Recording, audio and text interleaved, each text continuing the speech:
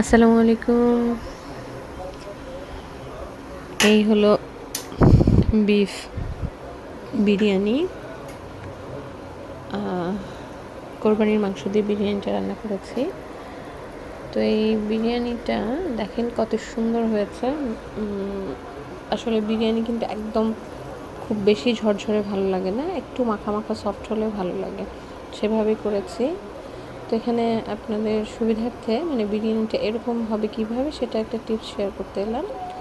সামান্য পানি থাকতেই বিরিয়ানিটাকে চুলা অফ করে তারপর হচ্ছে চুলার উপরে একটা তাওয়া বসিয়ে দেবেন। এরপর সেই তাওয়াটা গরম করে বিরিয়ানির পাতিলটা তাওয়ার উপরে ঢেকে রাখবেন এবং হচ্ছে তখন তাওয়ার নিচে একদম হালকা আঁচ মানে মৃদু আগুন দিয়ে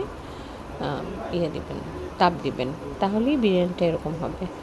ধন্যবাদ সবাইকে।